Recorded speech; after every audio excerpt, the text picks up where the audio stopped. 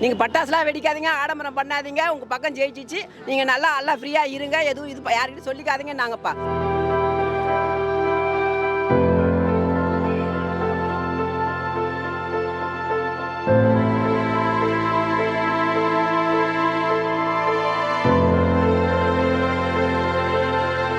Sir நாங்கள் இங்கே கிட்டத்தட்ட தலைமுறையாக 100 வருஷம் இருக்கோம்.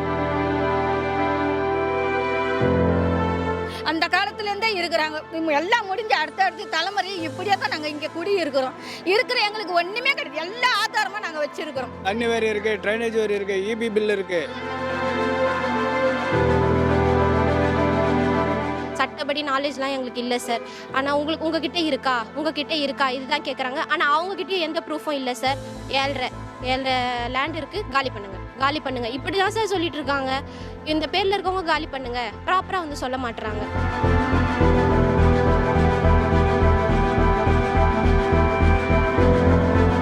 எங்களுக்குன்னு சொல்லி இத்தனை நாளில் முடிஞ்சிடுச்சுன்னு ஒரு டைம் கொடுத்தா கூட பரவாயில்ல. ஒன்றுமே கிடையாது. இவ்வளோ காலம் இருந்ததுக்கு என்ன பிரயோஜனம்? அதுக்கப்புறம் நாங்கள் என்ன தான் பண்ண முடியும் சொல்லுங்க பார்க்கலாம்.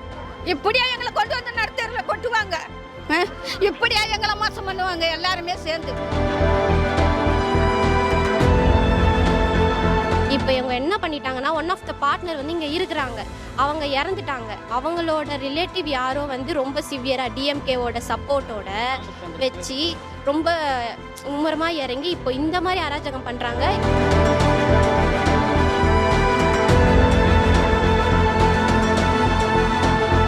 ரெண்டாயிரத்தி 6 டிஎம்கே கவர்மெண்ட் வரும்போது இதே பிரச்சனை தான், இதே அடியாட்களோடு வந்தாங்க. கார்பரேஷனுக்கு கொண்டு வந்து கலாட்டா பண்ணாங்க. அதுக்கப்புறம் எங்கள் அட்வொகேட் போய் அதை மூவ் பண்ணதுனால ஓடிட்ட பிறகு 10 வருஷம் கேப் நடுவில் முடிஞ்ச பிறகு இந்த திமுக கவர்மெண்ட் மறுபடியும் வந்தது. மறுபடியும் இதே பிரச்சனையை ஆரம்பித்து இப்போ எங்களை எத்தனை வந்து நடுரோட்டில் நிறுத்திட்டாங்க. ஒரு வாரத்துக்கு முன்னே வந்து இதே ரைடு பண்ணாங்க. நாங்கள் வந்து கேட்டோம், முறையாக கேட்டோன்னா போலீஸ் பர்மிஷனோட வரேன்னு சொல்லி இன்றைக்கி போலீஸ் ஏசி டிசி தலைமையில் நடக்குது.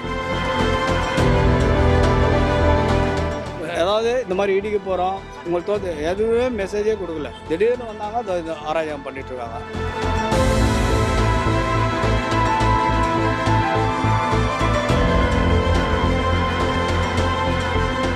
இப்போ வந்து எல்லாமே ஃபைனலில் ஏதாவது பண்ண போகிறோம். இதை வந்து நீங்கள் வந்து பெரிய அதிகாரிகளுக்கு மேலே அனுப்புங்க, இந்த கவர்மெண்ட்டுக்கு தெரியப்படுத்துங்க முதல்ல. நாங்கள் எல்லாம் நல்லது நடக்கும் தானே நாங்கள் ஓட்டு போட்டு இது பண்ணுறோம்.